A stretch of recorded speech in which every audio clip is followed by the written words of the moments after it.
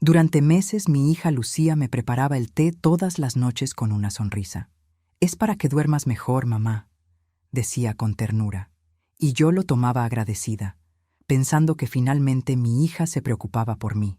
Pero esa noche, algo en mi interior me dijo que no lo bebiera. Fingí tomar el té, lo tiré en una planta cuando ella no miraba, y me metí a la cama pretendiendo dormir. A las 2 de la madrugada, escuché la puerta de mi cuarto abrirse lentamente. Cerré los ojos y contuve la respiración. Mi yerno Miguel entró sin hacer ruido, y lo que hizo mientras pensaba que yo dormía profundamente me dejó paralizada de terror. Qué alegría tenerte aquí conmigo. Si estás viendo este video, te pido con mucho cariño que te suscribas al canal. Por favor, necesitamos mucho alcanzar 1000 suscriptores. ¿Puedo contar con su ayuda? Estamos construyendo una comunidad hermosa de mujeres fuertes. Su presencia es muy importante. Y su apoyo es esencial para nuestro trabajo, para que sigamos contando historias como esta. Cuéntame también en los comentarios desde dónde nos está escuchando. Nos emociona saber hasta dónde llegan nuestras historias. Estaba acostada en mi cama, completamente inmóvil, con cada músculo de mi cuerpo tenso como una cuerda a punto de romperse. Mi corazón latía tan fuerte dentro de mi pecho que estaba segura de que Miguel podría escucharlo resonando en el silencio absoluto de la habitación. Intentaba controlar mi respiración, haciéndola lenta y profunda como si estuviera en un sueño profundo, pero cada inhalación me costaba un esfuerzo sobrehumano porque el terror me apretaba los pulmones. Escuché sus pasos acercándose a mi cama, pasos cautelosos, calculados, pasos de alguien que había hecho esto antes y sabía exactamente cómo moverse sin hacer ruido. A través de mis párpados apenas entreabiertos, vi la luz tenue de una linterna pequeña moviéndose por mi habitación.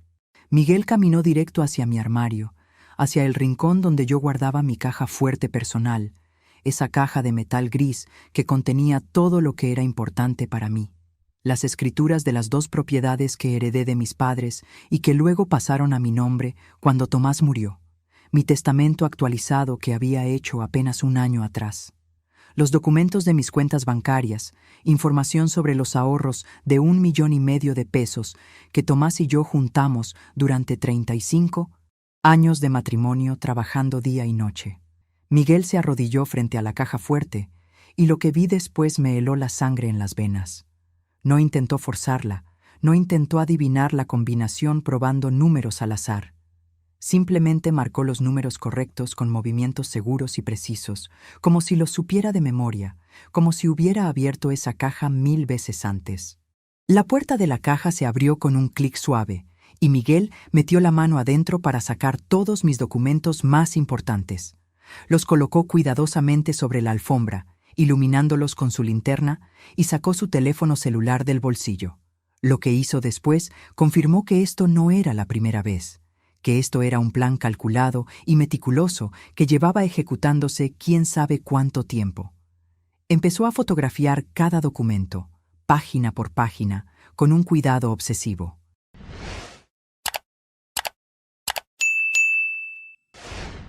Tomaba la foto, revisaba que se viera nítida en la pantalla de su teléfono, y si no estaba satisfecho, la tomaba de nuevo.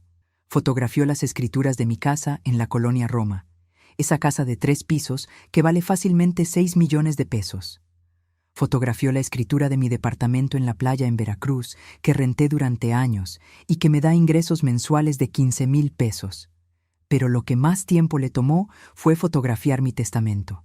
Lo leyó completo con la luz de su linterna, página por página, y pude ver desde mi cama cómo su mandíbula se apretaba con cada línea que leía.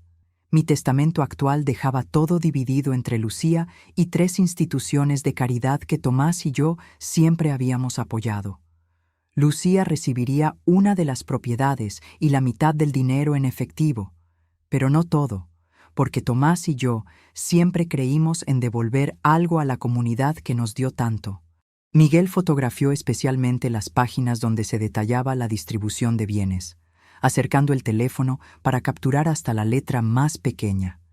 También revisó mis estados de cuenta bancarios, esos documentos que mostraban exactamente cuánto dinero tenía en mis cuentas de ahorro, en mis inversiones, en mis certificados de depósito.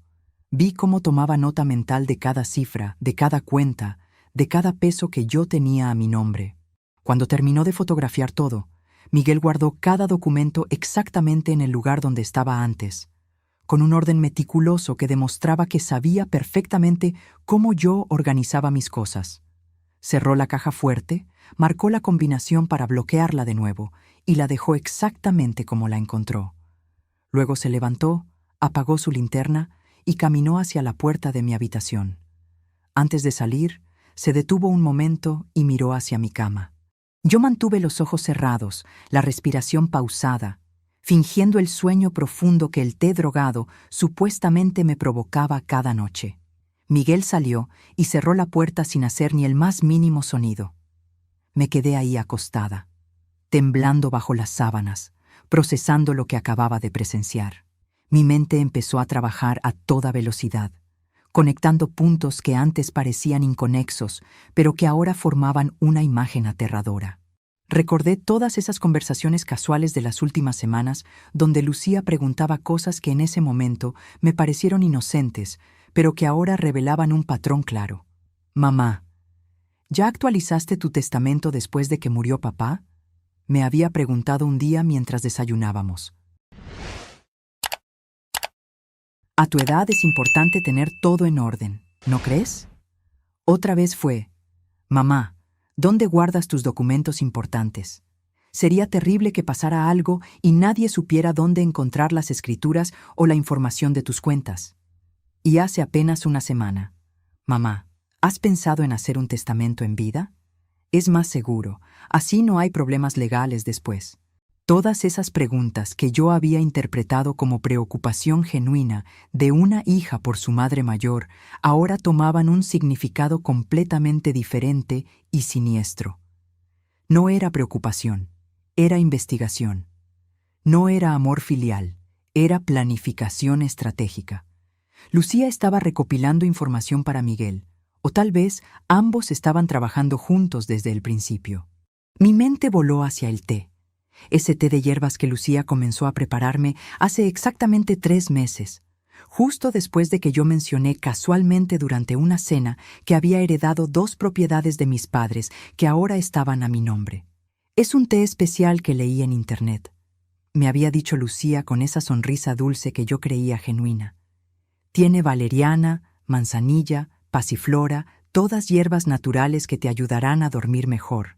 Sé que has estado teniendo problemas para dormir desde que murió papá, y yo lo tomé cada noche, agradecida, pensando que mi hija finalmente se estaba acercando a mí después de años de distancia.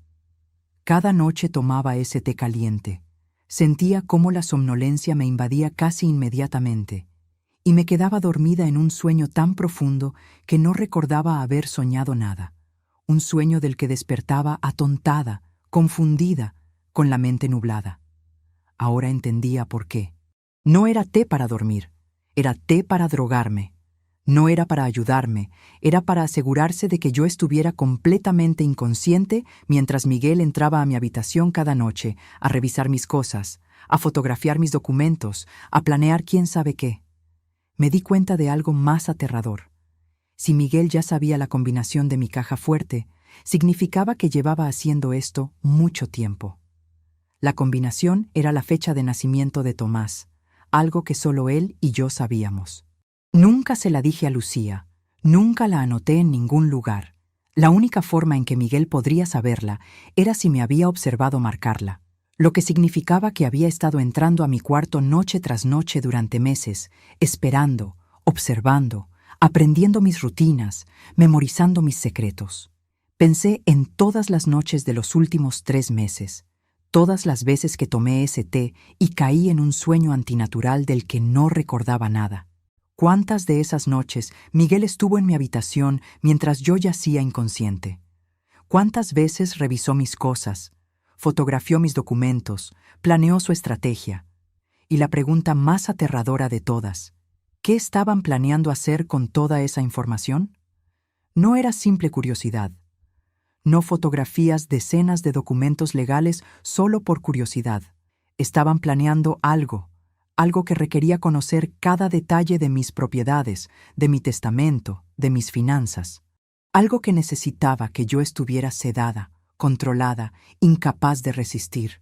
Las lágrimas empezaron a rodar por mis mejillas en la oscuridad. No eran solo lágrimas de miedo, aunque el miedo estaba ahí, presente y real. Eran lágrimas de traición, de dolor profundo, de darme cuenta de que mi propia hija, la niña que crié, que alimenté, que eduqué, que amé más que a mi propia vida, me estaba drogando cada noche para que su esposo pudiera robarme mis documentos más privados.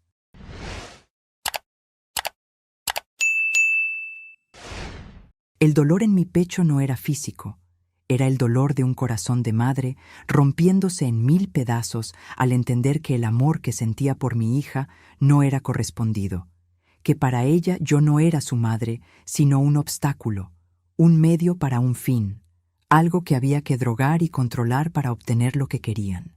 ¿Qué más habría estado pasando mientras yo dormía drogada? ¿Cuánto tiempo llevaban planeando esto?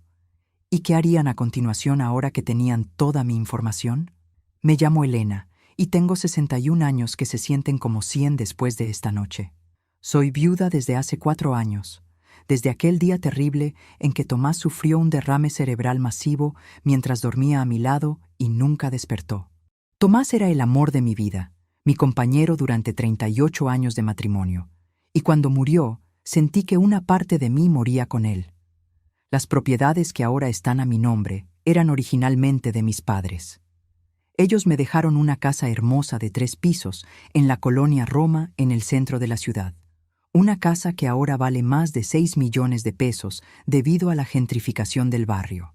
También tengo un departamento pequeño en la playa en Veracruz que compré con Tomás hace años cuando los precios estaban bajos y que ahora rento a turistas generando ingresos mensuales de 15,000 pesos. Además de las propiedades, Tomás y yo juntamos ahorros de 1,500,000 pesos durante 35 años de matrimonio, trabajando sin descanso. Él era contador, yo era maestra de primaria, y cada peso que ganábamos lo guardábamos pensando en nuestro retiro, en poder viajar, en tener seguridad en nuestra vejez. Lucía es mi única hija. La tuve tarde, a los 30 años, después de años de intentarlo. Fue mi milagro, mi alegría, la razón por la que Tomás y yo trabajamos tan duro. Le dimos todo, educación privada, universidad, viajes, todo lo que pedía. Se casó con Miguel hace 3 años en una boda costosa que Tomás y yo pagamos completa. Al principio Miguel me pareció perfecto para Lucía. Era educado, siempre me hablaba de usted, parecía trabajador y ambicioso. Lucía parecía feliz con él. Pero hace 8 meses, apenas 4 años después de que Tomás muriera, Lucía llegó a mi casa con una propuesta. «Mamá, estás muy sola en esta casa grande. ¿Por qué no te vienes a vivir con nosotros? Tenemos espacio de sobra y así tendrías compañía», me dijo con ojos suplicantes.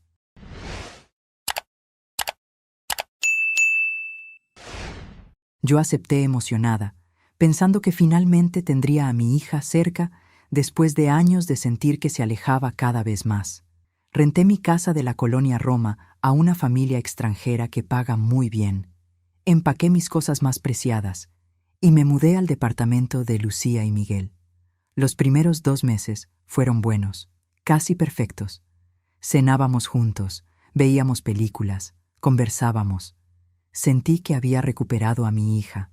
Pero luego comenzaron los comentarios, sutiles al principio, casi imperceptibles. «Mamá, a tu edad deberías pensar en dejar las cosas claras para evitar problemas legales después», decía Miguel durante la cena, como quien comenta el clima. O Lucía preguntaba, «Mamá, ¿has pensado en actualizar tu testamento? Sería terrible si algo te pasara y hubiera confusiones con la herencia». Hace exactamente 3 meses, un día después de que mencioné que tenía 2 propiedades a mi nombre, comenzó el ritual del té nocturno. Si te está gustando esta historia, por favor, asegúrate que ya estás suscrita al canal. Necesitamos alcanzar 1000 suscriptores. ¿Puedo contar con su apoyo a nuestro trabajo? A la mañana siguiente desperté temprano, con la mente más clara que en meses. Por primera vez en mucho tiempo no me sentía atontada, confundida o con esa niebla mental que me acompañaba cada mañana desde que empecé a tomar el té.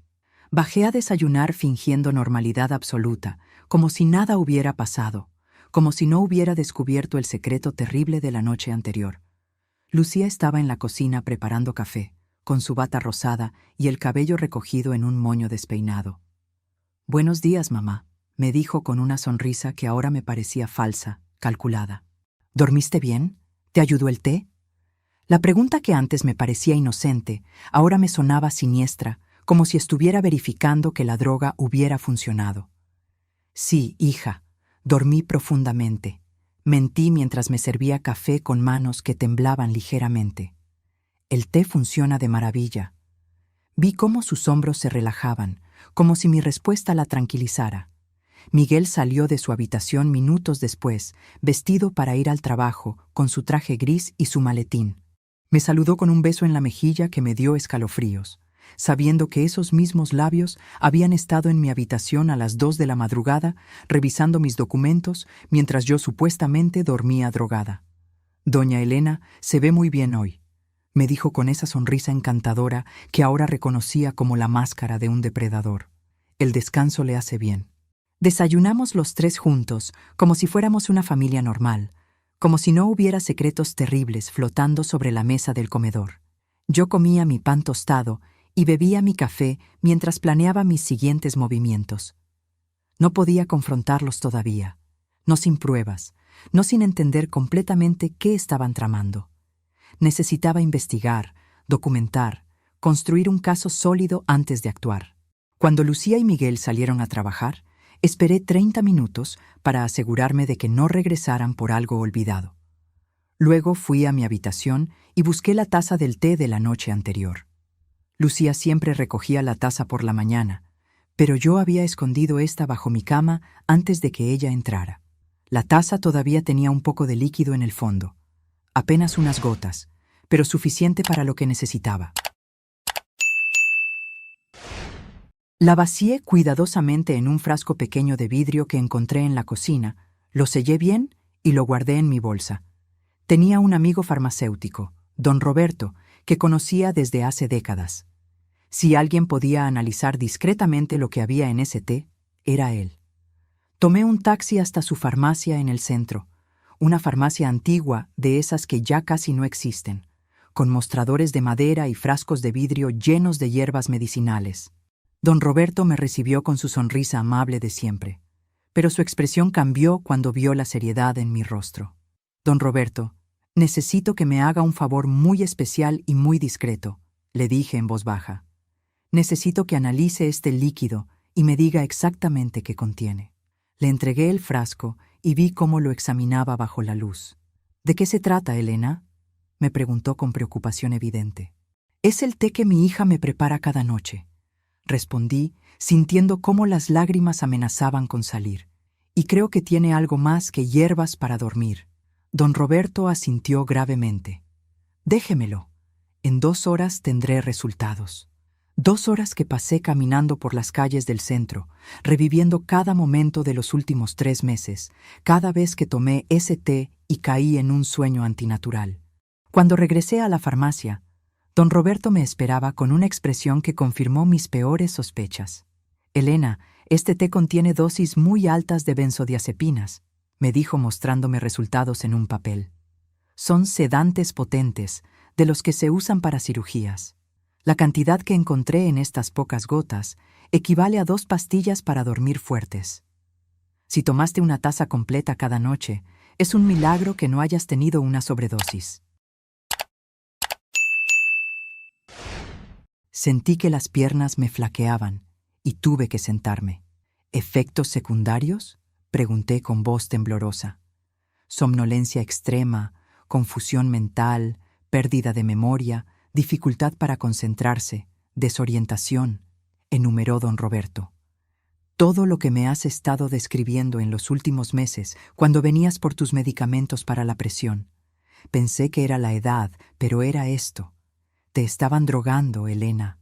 Salí de la farmacia con el papel de los resultados guardado en mi bolsa como evidencia invaluable. Mi mente trabajaba a 1000 por hora conectando más puntos. Recordé cómo en los últimos meses me había sentido cada vez más confundida, olvidando dónde dejaba las cosas, perdiendo el hilo de las conversaciones, sintiéndome torpe y lenta. Lucía y Miguel habían comentado mi deterioro con preocupación fingida. «Mamá, últimamente estás muy olvidadiza. ¿Será la edad?», decía Lucía. O Miguel comentaba: «Doña Elena, tal vez debería ver a un doctor. A veces la edad nos juega malas pasadas con la memoria».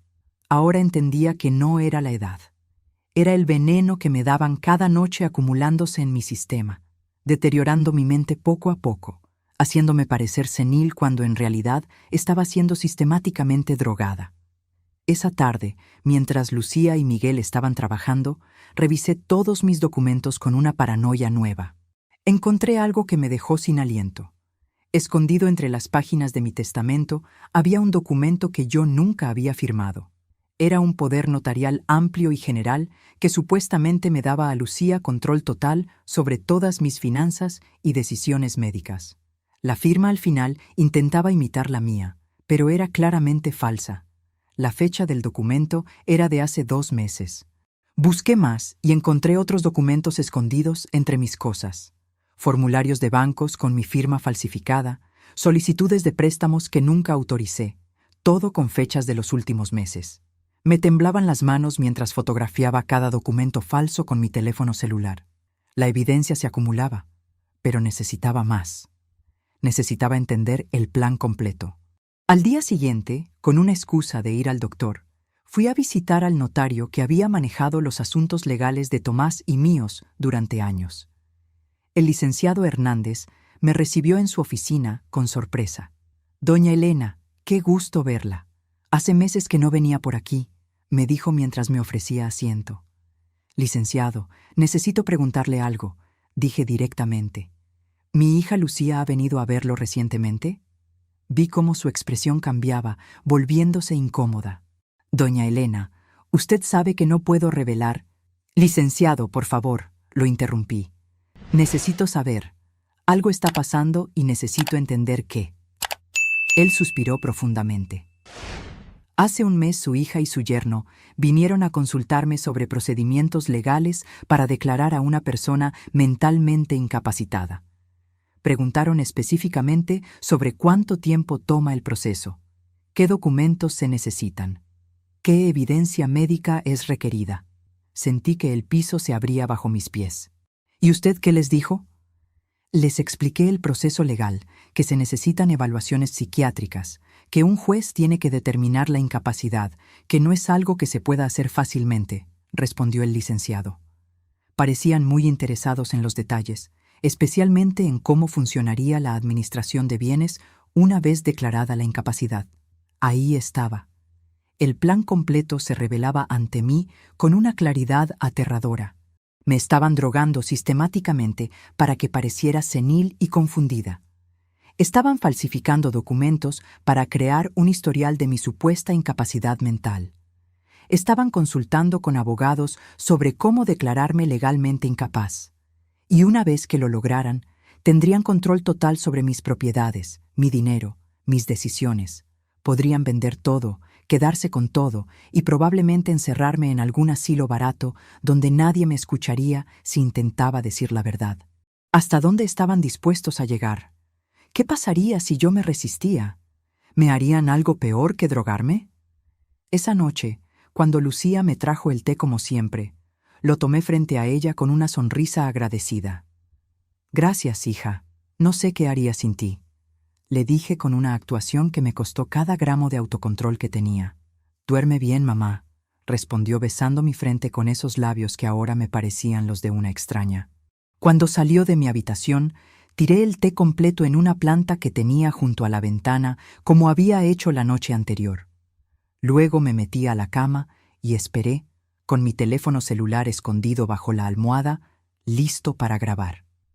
A las 2:05 de la madrugada, tal como la noche anterior, escuché la puerta abrirse. Miguel entró con su linterna y su rutina ya familiar. Pero esta vez yo estaba grabando todo en video desde mi teléfono escondido. Grabé cómo abría mi caja fuerte, cómo revisaba mis documentos, cómo fotografiaba páginas específicas de mi testamento.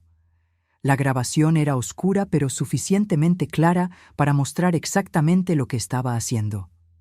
Cuando Miguel salió, me quedé temblando bajo las sábanas con el teléfono en la mano. Tenía evidencia en video ahora, prueba irrefutable de que mi yerno entraba a mi habitación en las madrugadas a robar información de mis documentos privados. Pero necesitaba más. Necesitaba entender la magnitud completa del plan. Al día siguiente, mientras fingía tomar una siesta después del almuerzo, escuché voces en la sala. Lucía y Miguel estaban teniendo una conversación y hablaban en voz baja, pero no lo suficientemente baja. Me acerqué sigilosamente a la puerta de mi habitación que había dejado entreabierta y escuché. «Ya tengo todas las fotografías que necesitamos», decía Miguel. «Conozco cada detalle de sus propiedades, sus cuentas, su testamento. El problema es que en su testamento actual solo Lucía recibe una propiedad y la mitad del dinero. El resto va a esas malditas instituciones de caridad». «¿Y qué vamos a hacer?», preguntaba Lucía con voz ansiosa. «Necesitamos que haga un testamento nuevo donde te deje todo», respondió Miguel. «Pero para eso necesitamos que esté tan confundida que un notario pueda testificar que no estaba en sus cabales cuando lo firmó.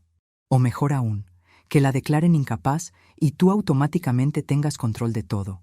«Pero el proceso legal toma mucho tiempo», se quejó Lucía. «No tenemos tanto tiempo. Las rentas de sus propiedades están bajando y yo ya gasté casi todo lo que teníamos ahorrado».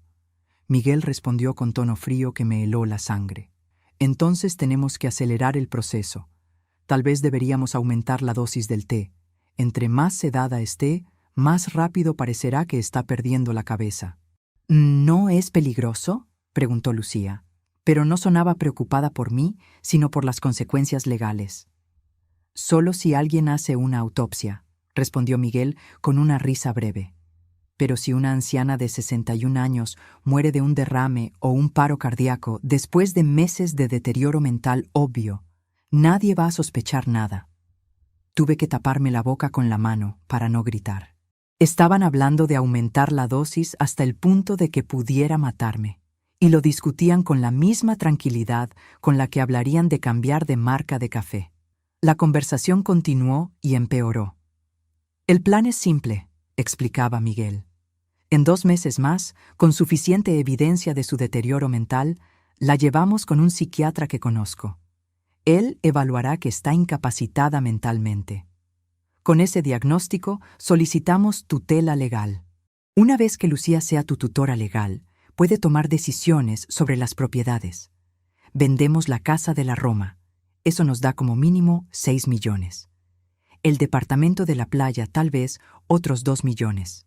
Más el 1,5 millones en efectivo son casi 10 millones de pesos. Y después la metemos en un asilo», agregó Lucía sin ninguna emoción en la voz. «Encontré uno que cuesta 15,000 pesos al mes. Es básico pero suficiente. Con el dinero que sacaremos de las propiedades, podemos pagar varios años por adelantado y nadie va a cuestionar nada». «Perfecto», dijo Miguel. «Y si ella se niega a ir al asilo o causa problemas, simplemente aumentamos más la dosis del té. Una mujer tan sedada que no puede ni firmar su propio nombre, no puede negarse a nada». Lucía se rió. Una risa corta pero genuina que me partió el corazón. Mi propia hija riéndose mientras planeaban drogarme hasta la incapacidad, robarme todo y encerrarme en un asilo para olvidarme de mí. «¿Y si se niega a tomar el té?», preguntó Lucía. «No se va a negar», respondió Miguel con confianza. «La hemos condicionado durante 3 meses. Ahora lo pide si no se lo damos. Además, podemos empezar a ponerlo en su comida también, en su café de la mañana, donde sea. Ella ni siquiera se va a dar cuenta». Seguí escuchando mientras planeaban cada detalle de mi destrucción con la precisión de arquitectos diseñando un edificio. Hablaban de cuánto costaría mantenerme en el asilo, de cómo dividirían el dinero de la venta de mis propiedades, de qué harían con mis muebles y mis cosas personales. Hablaban de mí como si ya estuviera muerta, como si yo fuera solo un obstáculo temporal en el camino hacia mi dinero. Y lo peor de todo fue darme cuenta de que Lucía no estaba siendo manipulada por Miguel. No era la víctima inocente de un esposo controlador. Ella era parte activa del plan. sugiriendo ideas, haciendo cálculos, planeando cada detalle junto con él. Mi propia hija, la niña que yo parí, que crié, por quien sacrifiqué todo, estaba planeando activamente drogarme, robarme y encerrarme para quedarse con mi dinero. Regresé silenciosamente a mi cama y me quedé ahí acostada, procesando todo lo que había escuchado. Tenía que actuar rápido.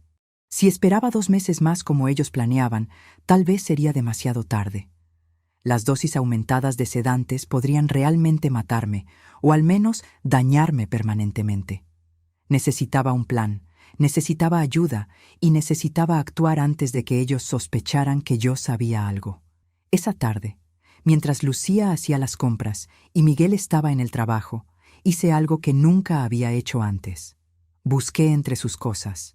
En el closet de su habitación, escondida detrás de unas cajas, encontré una bolsa de plástico con pastillas. Eran benzodiazepinas, las mismas que don Roberto había identificado en mi té, pero en presentación de pastillas. Había frascos completos, suficientes para drogar a alguien durante años. Fotografié todo. También encontré una libreta donde Miguel llevaba registro de las dosis que me habían dado. Cada noche durante 3 meses estaba anotada con la cantidad exacta de miligramos que habían puesto en mi té. Vi cómo la dosis había ido aumentando gradualmente, de media pastilla al principio hasta 2 pastillas completas en las últimas semanas. Había notas al margen con observaciones clínicas. Parece más confundida. Olvidó dónde dejó sus lentes. No recordaba la conversación de ayer. Estaban documentando meticulosamente mi deterioro inducido por drogas, creando evidencia falsa de mi supuesta demencia. Lo fotografié todo y lo volví a dejar exactamente donde estaba. Luego fui a la computadora compartida que teníamos en la sala y revisé el historial de búsqueda. Encontré exactamente lo que temía: búsquedas sobre asilos económicos en la ciudad, sobre procedimientos legales para declarar incapacidad mental, sobre cuánto tiempo tarda un proceso de tutela legal, incluso búsquedas sobre cómo disolver sedantes en líquidos calientes sin que se noten. La evidencia era abrumadora, aterradora y completamente clara. ¿Cuánto tiempo me quedaba antes de que actuaran? ¿Debería confrontarlos ya o esperar a tener un plan perfecto? ¿Y a quién podía acudir que me creyera? Al día siguiente, tomé la decisión más importante de mi vida.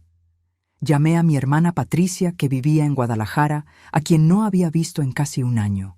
«Patricia, necesito que vengas a la Ciudad de México urgentemente», le dije en voz baja desde un teléfono público, sin usar mi celular por si Miguel había instalado algún programa para rastrear mis llamadas.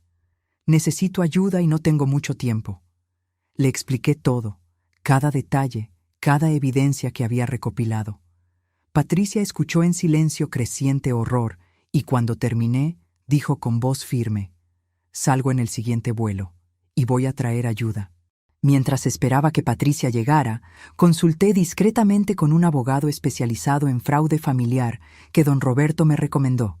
El licenciado Méndez revisó todas mis evidencias: las grabaciones de video de Miguel en mi habitación, el análisis del té mostrando las drogas, las fotografías de la libreta donde llevaban registro de las dosis, las búsquedas en la computadora, los documentos falsificados con mi firma, la declaración del notario sobre la consulta que hicieron sobre incapacidad mental. «Doña Elena, esto es un caso sólido de intento de fraude, despojo, falsificación de documentos y administración de sustancias controladas», me explicó el licenciado Méndez. «Son delitos graves que pueden resultar en años de prisión, pero necesita actuar rápido antes de que ellos ejecuten su plan». Me dio instrucciones precisas sobre qué hacer. 2 días después, Patricia llegó a la Ciudad de México y no vino sola. Trajo a un notario de confianza y a un médico legista. Llegaron a la casa de Lucía y Miguel como sorpresa completa. Yo le había dicho a Lucía que Patricia vendría de visita, pero no mencioné que traería ayuda profesional. Cuando Patricia llegó con sus acompañantes, Lucía y Miguel se pusieron visiblemente nerviosos. «Mamá, no sabía que tu hermana traería invitados», dijo Lucía con voz tensa. «Son viejos amigos de Patricia», mentí. «Espero que no te moleste». Lo que siguió fue ejecutado con precisión militar.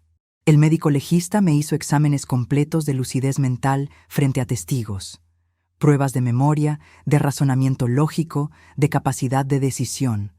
Pasé cada prueba con calificaciones perfectas. El médico documentó todo y certificó por escrito que yo estaba en pleno uso de mis facultades mentales, que no mostraba signos de demencia o deterioro cognitivo. Luego, con el notario como testigo oficial, hice un testamento completamente nuevo. En este testamento, dejaba todas mis propiedades y todo mi dinero a instituciones de caridad, a la universidad donde estudié, al hospital donde Tomás murió, a organizaciones que ayudan a mujeres mayores víctimas de abuso. Y específicamente, explícitamente, excluía a Lucía de cualquier herencia. El documento decía textualmente: excluyo de mi herencia a mi hija Lucía Martínez Torres, por razones que constan en denuncia legal presentada ante las autoridades competentes por intento de fraude, administración de sustancias controladas sin mi consentimiento y conspiración para despojarme de mis bienes. Lucía y Miguel observaban todo desde la sala, cada vez más pálidos, cada vez más nerviosos, pero todavía sin entender completamente qué estaba pasando. Esa noche, durante la cena, llegó mi momento. Lucía me trajo el té como siempre, con esa sonrisa que ya no podía engañarme. «Tu té, mamá», dijo poniéndolo frente a mí, «para que duermas bien». Pero esta vez yo no lo tomé. En su lugar, tomé mi propia taza de té que había preparado yo misma en la cocina y se la ofrecí a ella. «¿Por qué no lo pruebas tú primero, hija?», le dije con voz tranquila. «Quiero ver si realmente sabe tan bien como dices». Lucía palideció. «No, mamá, yo no tomo té de noche. Me quita el sueño». «Qué curioso», dije mirándola directamente a los ojos. «A mí se supone que me ayuda a dormir. Deberías probarlo, Lucía. De hecho, insisto». Miguel intervino rápidamente. «Doña Elena, Lucía ya cenó. Déjela tranquila». «Oh, pero esto no es para dejarla tranquila», respondí. «Es para que ella sienta exactamente lo que yo he estado sintiendo durante 3 meses». Vi cómo se miraron entre ellos con creciente pánico. Era hora de soltar la bomba. Saqué mi teléfono y puse sobre la mesa del comedor todas las evidencias que había recopilado. Primero les mostré el video de Miguel entrando a mi habitación a las 2 de la madrugada, abriendo mi caja fuerte, fotografiando mis documentos. La expresión de Miguel pasó de confianza a terror absoluto en cuestión de segundos. «Esto es de anoche», les dije. «Pero tengo videos de las últimas 5 noches, todas idénticas. Tú entrando a mi cuarto mientras pensabas que yo estaba drogada e inconsciente». Lucía intentó hablar, pero la interrumpí. «No he terminado». Puse sobre la mesa el análisis del té mostrando las benzodiazepinas. «Esto es el resultado del análisis de tu té especial para dormir», le dije a Lucía. «Contiene suficientes sedantes para tumbar a un caballo. Me has estado drogando durante 3 meses». Las lágrimas empezaron a rodar por el rostro de Lucía, pero yo no sentí ninguna compasión. Continué poniendo más evidencia. Las fotografías de la libreta de Miguel con el registro de dosis. Las búsquedas en la computadora sobre asilos y procedimientos de incapacidad. Los documentos falsificados con mi firma. Y finalmente, puse mi teléfono en modo altavoz y reproduje la grabación de audio de su conversación, la que escuché escondida en mi habitación. Sus propias voces llenaron la sala. La voz de Miguel diciendo: «Tal vez deberíamos aumentar la dosis del té». La voz de Lucía respondiendo: «¿No es peligroso?». Y la respuesta de Miguel: «Solo si alguien hace una autopsia». El silencio que siguió era tan denso que se podía cortar con un cuchillo. Lucía lloraba abiertamente ahora. Miguel había perdido todo el color de su rostro. «Mamá, yo puedo explicar», empezó Lucía con voz quebrada. «Explícame esto entonces», dije reproduciendo otra parte de la grabación, la parte donde ella sugería el asilo, donde se reía mientras planeaban cuánto dinero sacarían de la venta de mis propiedades. Cuando la grabación terminó, Lucía colapsó en su silla, incapaz de negar lo innegable. Miguel intentó una última jugada desesperada. «Usted no puede probar nada de esto. Esas grabaciones podrían ser editadas, fabricadas». «El análisis del té es real», lo interrumpí. Las fotografías de tu libreta son reales. El testimonio del notario sobre su consulta es real. Y lo mejor de todo, Miguel, es que ya presenté denuncia penal ante la Fiscalía con todas estas pruebas. Los cargos incluyen fraude, intento de despojo, falsificación de documentos y administración de sustancias controladas. Son delitos que se castigan con años de prisión. Vi cómo el miedo real finalmente entraba en sus ojos. Les voy a dar 2 opciones. Continué con voz firme. Opción 1. En este momento, firman un documento legal donde renuncian a cualquier herencia futura de mí, donde reconocen los hechos y donde se comprometen a salir de mi vida permanentemente. A cambio, yo retiro algunos de los cargos menos graves. Opción 2. No firman nada y dejamos que el sistema legal siga su curso completo. Los juicios pueden tardar años, pero con la evidencia que tengo, eventualmente van a la cárcel. Lucía intentó acercarse a mí. Mamá, por favor, fue Miguel quien me convenció. Él me manipuló. Yo no quería. No, la detuve mostrándole mi teléfono de nuevo. Tengo grabada la conversación completa donde tú sugeriste aumentar la dosis, donde tú te reíste planeando encerrarme en un asilo, donde tú hiciste cálculos de cuánto dinero sacarían. No fuiste manipulada, Lucía. Fuiste cómplice activa. Miguel intentó ponerse agresivo, levantándose de su silla bruscamente. Usted no puede echarnos de nuestra propia casa. Esta es mi casa, dije firmemente. Está a mi nombre, pagada con mi dinero, y tengo todo el derecho legal de echarlos. De hecho, ya contraté un abogado y tengo una orden de desalojo temporal. En ese momento sonó el timbre. Era Patricia con 2 policías que esperaban afuera, listos para intervenir si la situación se ponía violenta. Miguel y Lucía, viendo que estaban completamente atrapados, terminaron firmando el documento de renuncia de herencia bajo la supervisión del notario y los testigos que Patricia había traído. Esa misma noche hicieron sus maletas y salieron de la casa con solo lo que podían cargar. ¿Había tomado la decisión correcta? ¿Qué sería de ellos ahora? ¿Y qué descubriría la investigación policial sobre Miguel? Los días siguientes a que Lucía y Miguel salieran de mi vida fueron extraños, una mezcla de alivio y dolor. Por un lado, finalmente podía dormir en paz, sin drogas, sin miedo de que alguien entrara a mi habitación en la noche. Por otro lado, el peso de haber perdido a mi única hija me aplastaba el pecho cada vez que miraba su habitación vacía. La investigación policial reveló algo que me heló la sangre, pero que también confirmó que había hecho lo correcto. Miguel tenía antecedentes. Su madre había muerto 5 años atrás en circunstancias sospechosas mientras estaba internada en un asilo de bajo costo. La autopsia de entonces, que fue superficial, determinó muerte por causas naturales. Pero cuando la policía revisó el caso con nueva información, descubrieron un patrón idéntico al que intentaron conmigo. La madre de Miguel había sido declarada mentalmente incapaz 6 meses antes de morir. Miguel había vendido todas sus propiedades, la había internado en el asilo más barato que encontró, y ella murió misteriosamente 3 meses después. Miguel heredó todo. Más de 4 millones de pesos que aparentemente gastó en menos de 2 años, lo que explicaba por qué ahora necesitaba urgentemente acceso a mi dinero. La Fiscalía reabrió el caso de la muerte de su madre como posible homicidio. También descubrieron que Miguel había intentado el mismo plan con su exnovia hace años, pero ella lo descubrió a tiempo y huyó antes de que pudiera ejecutarlo completamente. Había un patrón claro. Miguel buscaba mujeres con madres mayores que tuvieran propiedades o ahorros, las seducía, se casaba con ellas y luego planeaba meticulosamente cómo robar a las madres. Lucía enfrentó cargos por complicidad. Al principio intentó alegar que Miguel la había manipulado, que ella no sabía lo que estaba haciendo, pero las grabaciones de audio donde claramente participaba en la planificación destruyeron esa defensa. Su abogado negoció un acuerdo. Lucía cooperaría completamente con la investigación contra Miguel a cambio de una sentencia reducida. Testificó sobre todo cada detalle del plan, cada paso que dieron.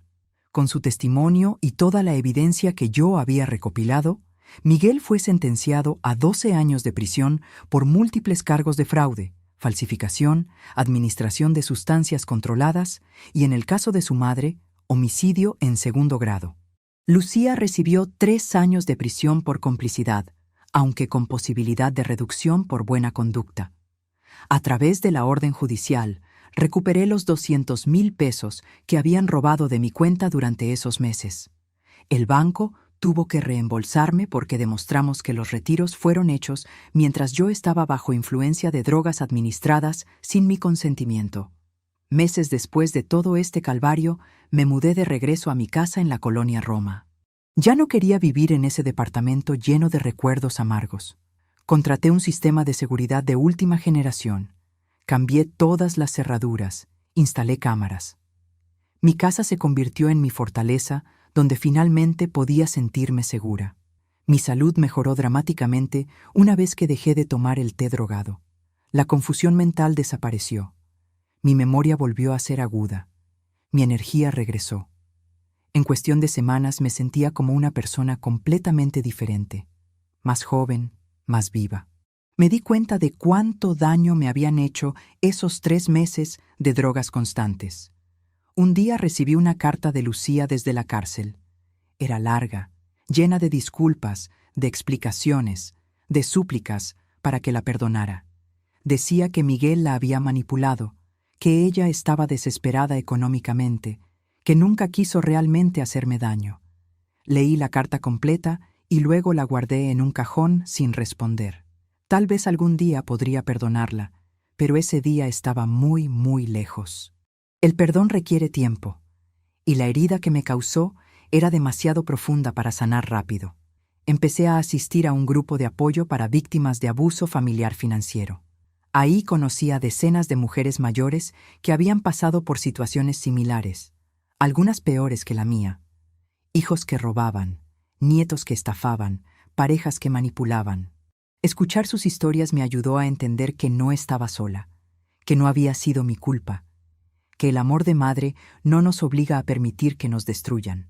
Ahora uso mi experiencia para ayudar a otras mujeres a identificar las señales de abuso financiero. Doy pláticas en centros comunitarios sobre cómo protegerse, qué señales de alerta buscar, cómo documentar evidencia si sospechan que están siendo manipuladas. Mi caso se volvió conocido en ciertos círculos y muchas mujeres me contactan pidiendo consejo. Una mujer de 72 años me llamó hace un mes diciendo que su hijo le preparaba bebidas especiales para su salud y que se sentía cada vez más confundida. Le di el contacto de don Roberto para que analizara las bebidas. Resultaron estar llenas de sedantes. Gracias a actuar rápido, esa mujer evitó pasar por lo que yo pasé. Cada mujer que ayudo a despertar a tiempo es una pequeña victoria contra los depredadores que ven a las madres mayores como blanco fácil. Hoy duermo en paz en mi propia casa, sin té, sin hija, sin yerno, sin miedo. Mi testamento sigue dejando todo a instituciones de caridad. He decidido que el dinero que trabajé tanto por ganar durante 35 años al lado de Tomás hará más bien ayudando a personas que realmente lo necesitan que enriqueciendo a quienes intentaron destruirme. A veces, en las noches, pienso en Lucía, pienso en la niña que fue, en la mujer que se convirtió, en cómo llegamos a este punto. Me pregunto si fue mi culpa de alguna manera, si la malcrié, si le di demasiado, si no le enseñé valores correctos. Pero luego recuerdo las grabaciones, su voz riéndose mientras planeaba encerrarme en un asilo, su participación activa en cada paso del plan, y entiendo que las decisiones que ella tomó fueron suyas, no mías. Mi propia hija me drogaba cada noche para robarme. Me llamaba mamá con una sonrisa mientras planeaba encerrarme en un asilo y quedarse con todo lo que trabajé durante 40 años con su padre. Durante meses pensé que estaba perdiendo la cabeza, que la edad me estaba venciendo, que era una carga inútil. Pero no era la edad. Era veneno en mi té cada noche. No era mi mente fallando. Era mi hija traicionándome sistemáticamente. Cuando finalmente dejé de tomar ese té y mi mente se aclaró como niebla disipándose con el sol. Entendí algo fundamental que quiero que todas las mujeres que me escuchan entiendan también. El amor de madre no nos obliga a permitir que nos destruyan.